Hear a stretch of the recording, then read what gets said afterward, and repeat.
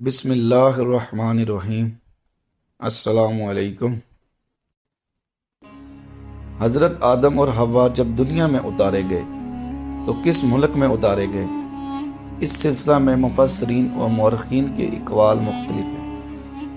Number 1، بعض کی رائے ہے کہ عرب میں، بالخصوص حجاز میں وہ اتارے گئے۔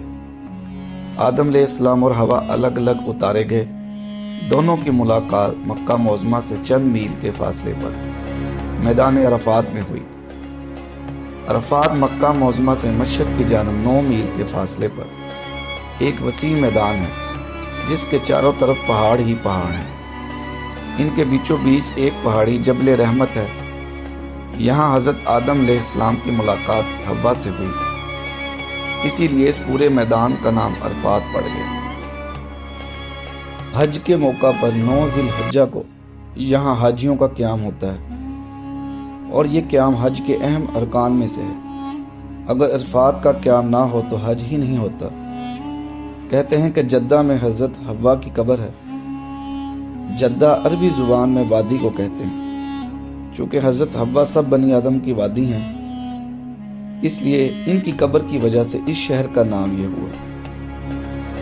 حضرت آدم ہی نے یہاں مکہ معظمہ میں سب سے پہلے کعبہ شریف کی بنیاد ڈالی۔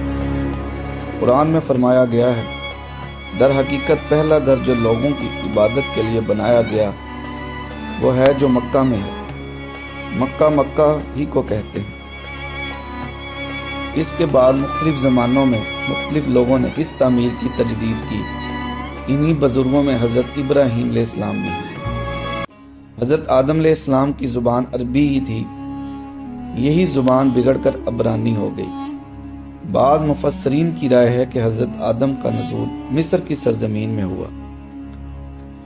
بعض مورخین لکھتے ہیں کہ جب حضرت آدم جنت سے زمین پر اتارے گئے تو وہ ہندوستان کے جنوبی جزیرہ لنکا میں اترے۔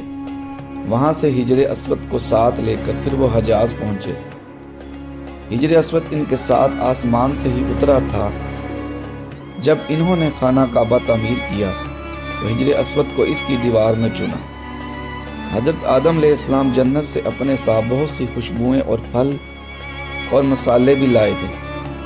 یہی وجہ ہے کہ ان چیزوں کی یہاں کثرت ہے، اور قدیم زمانہ سے ہندوستان کی یہی پیداوار دور دور ملکوں عرب، شام اور مصر جاتی رہی ہے۔ حضرت حوا جدہ میں اتاری گئیں اور وہیں ان کی ملاقات آدم سے ہوئی۔ اپنی کتاب میں مولانا غلام علی آزاد نے اس سلسلہ میں کئی حدیثی روایات جمع کی ہیں جو ضعیف ہیں۔ ایک حدیث میں یہ ہے کہ مجھے ہندوستان کی طرف سے ربانی خوشبو آتی ہے۔ اسی کو علامہ اقبال نے نظم کیا ہے۔ فرماتے ہیں، وحدت کی لے سنی تھی دنیا نے جس مکان سے، میر عرب کو آئی ٹھنڈی ہوا جہاں سے۔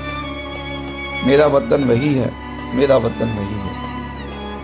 حافظ ابن کثیر نے بھی ایسی ہی روایات کا ذکر کیا ہے جن سے معلوم ہوتا ہے کہ حضرت آدم ہندوستان میں اترے اور اپنے ساتھ حجر اسود بھی لائے، اور جنت کے درختوں کے پتے بھی۔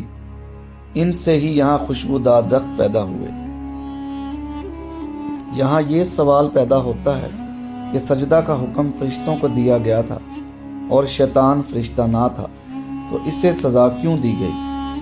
جواب یہ ہے کہ شیطان بھی مامور تھا اور وہ اسے جانتا تھا، ورنہ وہ یہ جواب دیتا کہ میں مامور ہی نہیں، مگر اس نے تکبر کیا اور اپنے مامور ہونے سے انکار نہ کیا، اور شیطان اپنی حقیقت حال سے ہم سے زیادہ واقف تھا۔ یہ سوال رہ جاتا ہے کہ شیطان کیوں مامور تھا؟ بات یہ تھی کہ شیطان جنوں میں سے تھا، اور جنوں کی ایک قسم وہ تھی جو فرشتوں میں داخل تھی۔ دوسرا یہ کہ اگرچہ شیطان فرشتوں میں نہ تھا، مگر وہ اس مجلس میں حاضر تھا جس میں اللہ تعالیٰ نے آدم کی شکل و صورت بنائی اور اسے خلافت ارضی کا منصب عطا کیا۔ اس لیے آدم کو سجدہ کرنے کا حکم ان سب کو دیا گیا جو بھی حاضر مجلس تھے، خواہ وہ ملائکہ ہوں یا غیر ملائکہ۔ البتہ خطاب میں لفظ ملائکہ کا استعمال اس لیے کیا گیا کہ حاضرین میں بڑی اکثریت انہی کی تھی۔